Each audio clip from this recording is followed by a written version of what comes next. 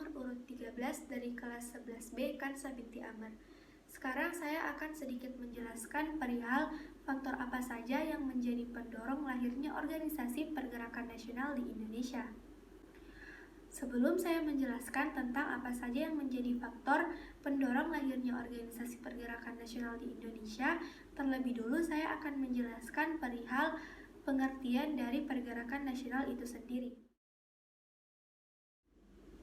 Pergerakan nasional adalah suatu bentuk perlawanan terhadap kaum penjajah yang dilaksanakan tidak dengan menggunakan kekuatan bersenjata, tetapi menggunakan organisasi yang bergerak di bidang sosial, budaya, ekonomi, dan politik. Demikian halnya dengan pergerakan nasional yang terjadi di Indonesia. Pergerakan nasional merupakan istilah yang digunakan pada fase sejarah Indonesia dalam mencapai kemerdekaan. Pergerakan nasional terjadi dalam kurun waktu 1908 sampai dengan 1945. Dalam buku Sejarah Pergerakan Nasional Indonesia karya Ahmadin, tahun 1908 dijadikan sebagai awal pergerakan nasional karena pada masa tersebut perjuangan yang dilakukan rakyat masuk dalam kategori bervisi nasional. Pergerakan yang dilakukan untuk menentang kaum penjajah sebelum tahun tersebut masih bersifat kedaerahan. Kemudian di tahun 1908 lahir organisasi modern dengan cita-cita nasional. Istilah pergerakan nasional juga digunakan untuk melukiskan proses perjuangan bangsa Indonesia dalam fase mempertahankan kemerdekaan. Organisasi pergerakan nasional pertama ialah Budi Utomo. Awal mula pembentukan Budi Utomo datang dari Dr. Wahidin Sudirohusodo. Ia merupakan seorang dokter Jawa dari Surakarta. Dia menginginkan pekerja muda barat yang berpendidikan, tetapi umumnya kaum muda ini tidak mampu menghidupi diri sendiri. Pada tahun 1908, Dr. Wahidin bertemu dengan murid-murid Sutomo yaitu Stovia.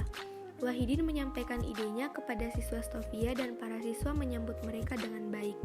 Secara kebetulan, siswa Stovia juga membutuhkan tempat yang dapat mengakomodasi aktivitas dan kehidupan budaya mereka secara umum. Organisasi selanjutnya ialah Muhammadiyah. Organisasi Muhammadiyah ini lahir sebagai bentuk keprihatinan terhadap kondisi umat Islam di Indonesia. Umat Islam melaksanakan ibadah dan perintah-perintah Allah Subhanahu wa Ta'ala tidak lagi murni berdasarkan Al-Quran dan tuntunan hadis Rasulullah Shallallahu Alaihi Wasallam. Dalam hal ini, Kiai Haji Ahmad Dahlan sebagai pendiri Muhammadiyah ingin mengajak umat Islam di Indonesia untuk kembali ke tuntunan Al-Quran dan hadis secara murni. Selanjutnya ialah Sarekat Islam. Latar belakang berdirinya organisasi Sarekat Islam adalah karena persaingan dagang yang sangat merugikan para pedagang pribumi. Persaingan perdagangan terjadi antara penduduk pribumi dengan pedagang-pedagang asing Tionghoa. Dari persaingan tersebut, para pedagang Tionghoa lebih berhasil dan lebih maju daripada pedagang pribumi. Akhirnya, pedagang Tionghoa memiliki status dan hak yang lebih tinggi daripada pedagang pribumi. Hal tersebut kemudian dibiarkan saja seolah dibuat-buat oleh pemerintah Hindia Belanda. Kesadaran para pedagang mulai bangkit dan membentuk sebuah organisasi yang bernama Sarekat Dagang Islam. Berdirinya Sarekat Dagang Islam ini menjadi simbol awal kesuksesan gerakan pembaharuan sistem organisasi Islam. Pada Kongres 1 Sarekat Dagang Islam diadakan di Solo pada tahun 1906. Sarekat Dagang Islam resmi berganti nama menjadi Sarekat Islam. Selanjutnya ialah Indispartai. Berdirinya Partai Indispartai ini tidak lepas dari apa yang pernah dikatakan oleh Doris Dekker.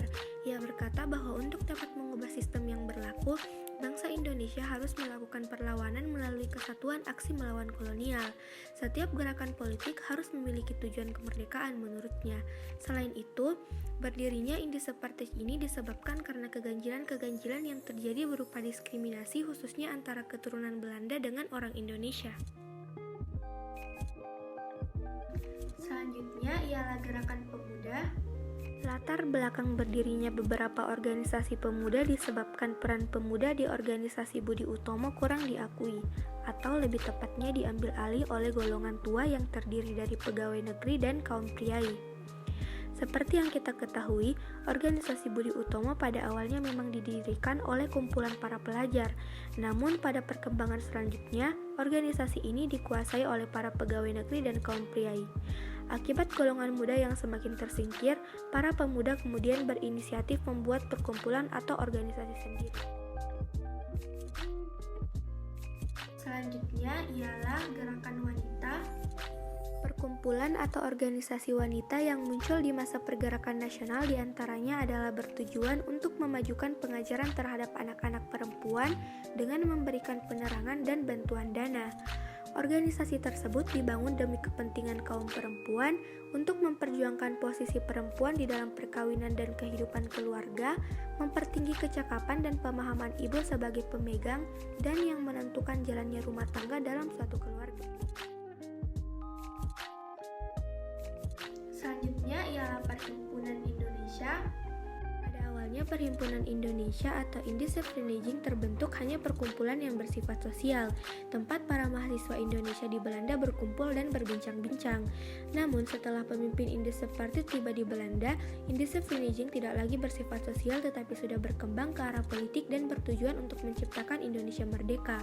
Indiscipliniging berganti nama menjadi Perhimpunan Indonesia dan tidak lagi menjadi organisasi yang bersifat sosial, tapi lebih menjadi organisasi radikal. Dan organisasi yang terakhir ialah Partai Komunis Indonesia. Secara singkat, latar belakang terbentuknya Partai Komunis Indonesia yaitu untuk melawan ideologi kapitalisme yang berkembang pesat di Indonesia. Para tokoh PKI ini berpendapat bahwa untuk melawan kapitalis yaitu dengan ideologi komunis. PKI didirikan pada tahun 1924 dengan tujuan untuk menghimpun dan menyatukan tokoh-tokoh nasionalis, serta memperjuangkan nasib kaum buruh dan rakyat jelata. Sekian yang dapat saya sampaikan mengenai faktor apa saja yang menjadi pendorong lahirnya organisasi pergerakan nasional di Indonesia. Kurang dan lebihnya mohon dimaafkan. Wassalamualaikum warahmatullahi wabarakatuh.